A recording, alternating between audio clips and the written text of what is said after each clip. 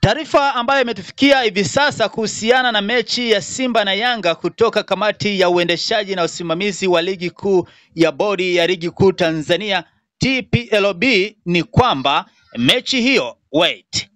mimi ni mtu safi aka mtu poa, hakikisha umesubscribe, umelike lakini pia umecomment. Yes, tuendelee. Kamati ya uendeshaji na usimamizi wa ligi kuu ya bodi ya ligi kuu Tanzania TPLB imetoa taarifa kwa vyombo vya habari kuhusiana na kile ambacho kinaendelea kuhusiana na mechi ya Simba na Yanga. Katika taarifa hiyo,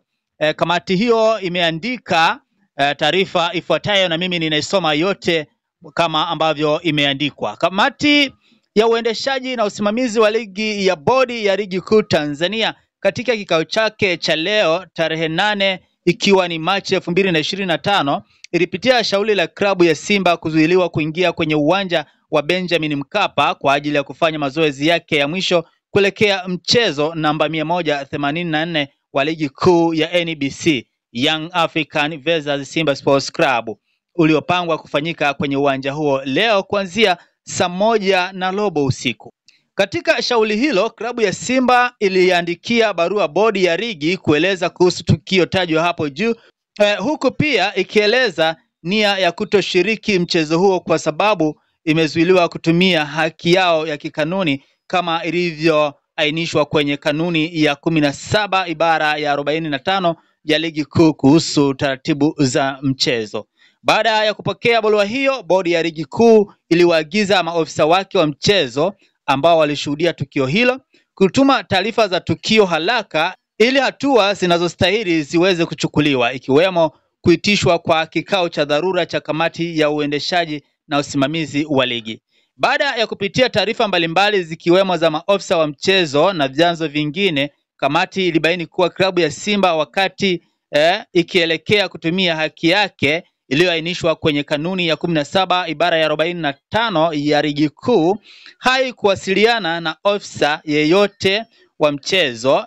timu mwenyeji wala mamlaka ya uwanja kuhusu nia yao ya kufanya mazoezi katika uwanja huo ili maandalizi ya kikanuni yafanyike. Katika taarifa hizo, kamati ilibaini pia kuwa walinzi ambao baadhi walifahamika kwa sura kuwa ni wa klabu ya Yanga walishiriki tukio la kuzuia basi la klabu ya Simba kuingia uwanjani kinyume na matakwa ya kanuni ya 17 ibara ya 45 ya ligi kuu kuhusu taratibu za mchezo. Kwa sababu pia bodi ilipokea taarifa ya afisa usalama wa mchezo ambayo iliainisha matukio kadhaa yaliyoambatana na tukio hilo la klabu ya Simba kushindwa kufanya mazoezi na kwamba baadhi ya matukio yanahitaji uchunguzi ambao hauwezi kukamilika kwa wakati. Bodi ya ligi kuu kupitia kamati yake ya uendeshaji na usimamizi wa ligi imeamua kuahirisha mchezo tajwa hapo juu kwa mujibu wa kanuni ya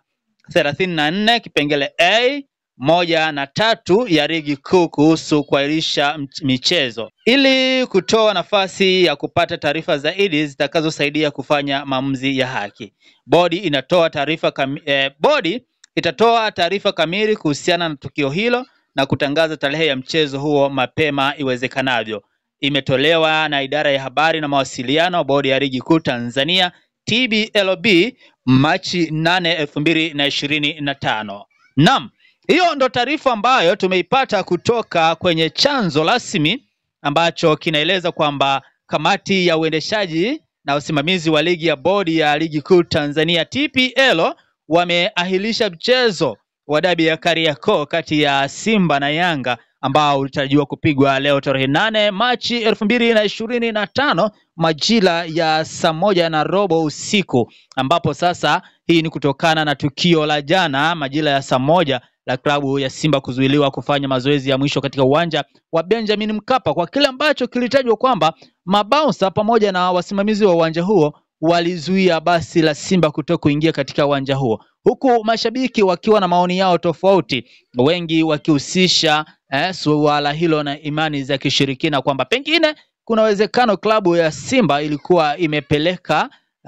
mambo ya kishirikina katika uwanja huo. Lakini watu wamebakia pale pale wakijiuliza ni kwa nini, kama ni hivyo, ni kwa nini basi michezo ya mechi nyingine inafanyika usiku, na kwa nini hawafikiri kwamba kuna ushirikina, lakini kwenda kufanya mazoezi usiku wa saa moja ionekane ni ushirikina? Bado kuna sintofahamu zaidi kuhusiana na kile ambacho kinaendelea mpaka sasa, ambapo baada ya kamati sasa kupitia hoja zote za msingi kwa klabu zote mbili, itakuja na majibu kuhusiana na nini maamuzi sahihi. Ipi ni klabu ambayo itapewa adhabu na ipi ambayo itapona? Hilo sasa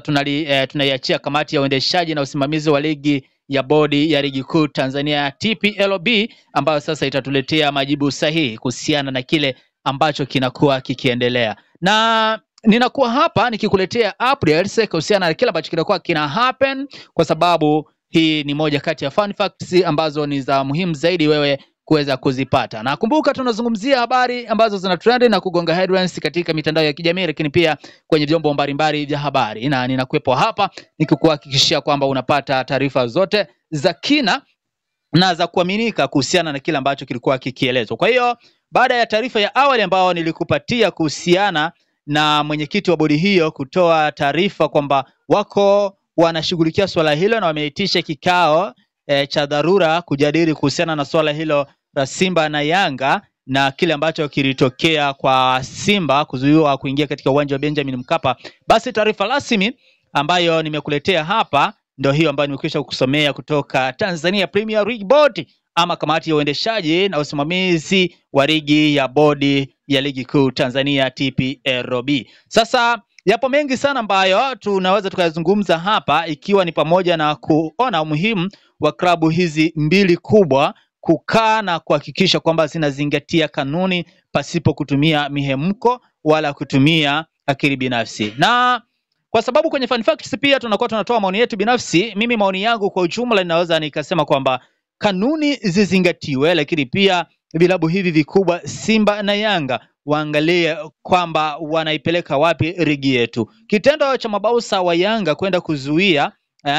Simba kwenda kufanya mazoezi, hiki hakikubariki hata kidogo, hata kidogo. Ndio maana unaona Simba imechukua maamuzi magumu ya kuahirisha mchezo huo, licha ya kwamba kuna mashabiki wengi ambao walikuwa tayari wamekwisha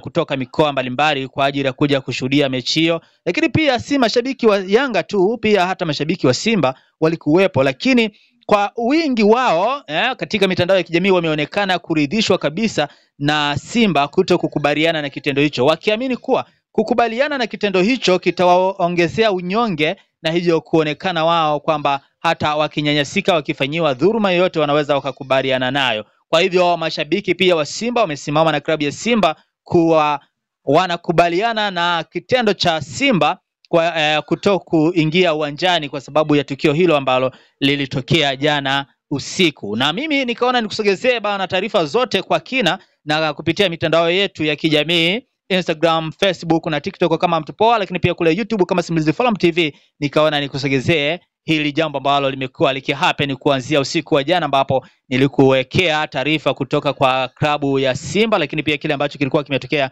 katika uwanja wa Benjamin Mkapa. Bila shaka utakuwa umepata taarifa zote za kina, na mimi hapa nitie tamati nikwambie tu kwamba hakikisha umesubscribe, like, comment, lakini pia share, na kama unatufuatilia kupitia mitandao mingine ya kijamii hakikisha pia umetufollow, na hapo utakuwa umetisha kinoma noma. Bye bye kwa sasa, tukutane wakati mwingine.